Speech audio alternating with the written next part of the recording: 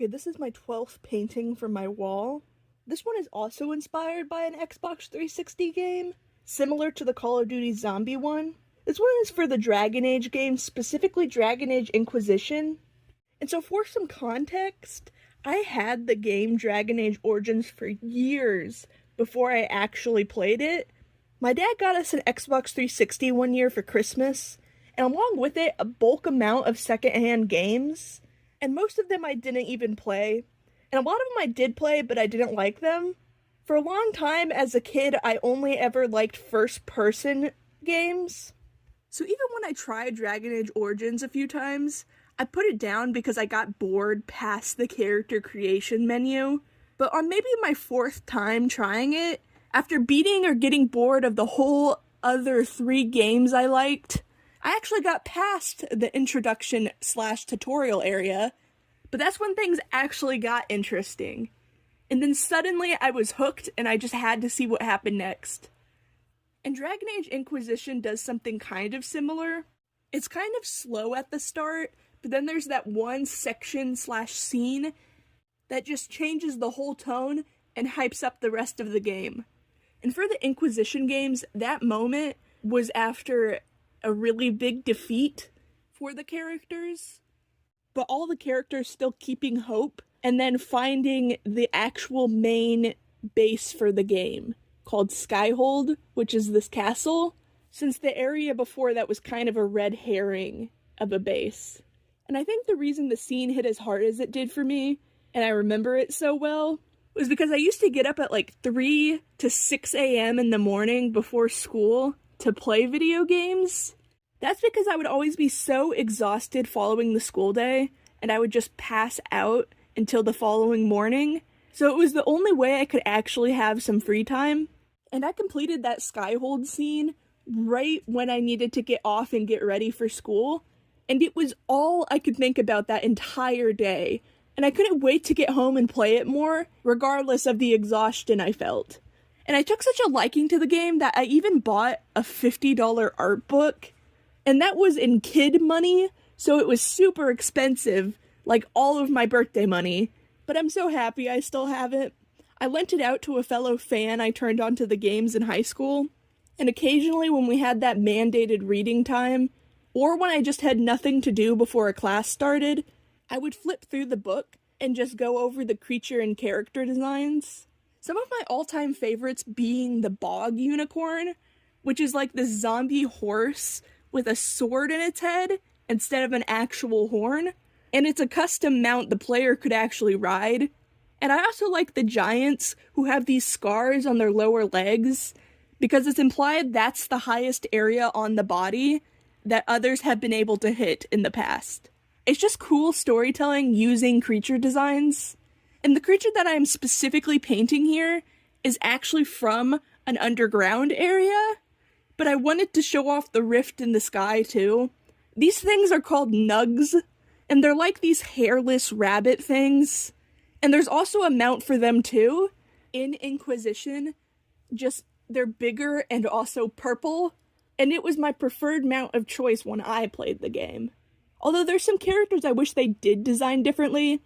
Looking at the original designs for Solas, he looks so much more like a traditional wild elf, and it fits his character reveal later so much better, and it just looks so much cooler. It was the main reason when people asked me what I wanted to do after high school. Out of however many dream jobs I had by then, I would just say video game designer, as in someone who would come up with the environment and characters and how it all works and goes together and how it all looks. Looking back, it's really funny how I would really latch onto whatever job I thought was neat or that would make me money. I heard truck drivers made a lot of money, and I wouldn't have to interact with anyone and just be able to stay by myself. But then after graduating and getting a learner's permit at 19, long after my peers and my own brother had theirs, I realized I'm actually terrified of cars and driving, and would probably never ever drive because the anxiety is so bad. And living in America where everything is so spread out and car focused,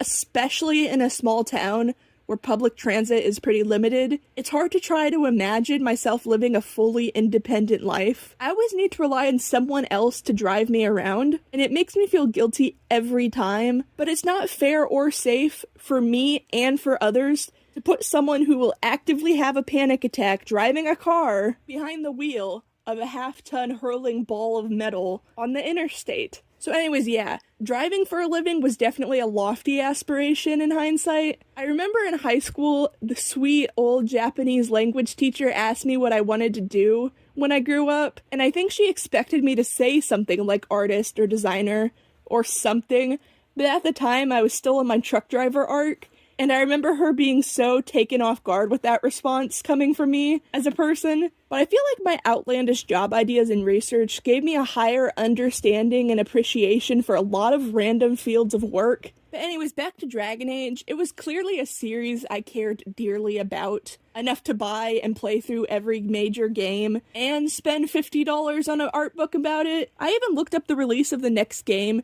just to be able to look out for it when it did release. Only the date kept getting pushed back further and further, more and more years, and eventually the result of all of that waiting was Dragon Age Veilguard. And at first I only thought it was a spin-off of the series because it was just so different to the original games. And so like the other DLC content, I kind of just ignored it. Only recently I looked into it more for this video, and I found out that this was supposed to be the game I was waiting for, aka Dragon Age Dreadwolf. But I don't blame myself too much for not realizing that, because they didn't actually name the game that, and Dreadwolf only shows up as a subtext for the main title. I still haven't actually played the new game, mostly because the Xbox 360 is still the most recent console I own, and I'm not buying a gaming PC or a new console just for a game that people say isn't good in the first place. That's a huge cost for a game I probably won't even like, and could very well taint the game and memories that I already have of the series. And that's the thing, you can't deliver a lackluster experience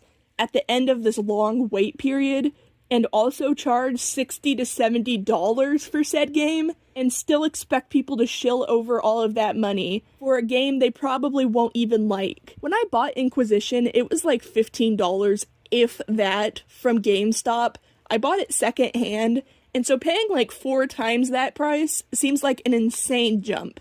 And I saw somewhere that they wanted to take this game series in a creative new direction, but call me crazy, but that should be reserved for a spin-off game, and not the game fans had been waiting years for, through so many delays. They expected it to be like the games they had loved before, and so I think it was a dumb idea to change everything last minute and expect that to go over with the fans who had stayed loyal and had been waiting. Especially when fans had been saying they missed the style of the old games, and that the newer ones were kind of straying away from that. I like Dragon Age Inquisition, but a lot of people said it was less of a masterpiece than the original Dragon Age Origins, and those fans wanted a game similar to that older one, and instead, they overhauled everything about it. And from what I understand, because again I didn't actually play the new game, it doesn't actually build much more on the world and the story that I had come to love in the first place,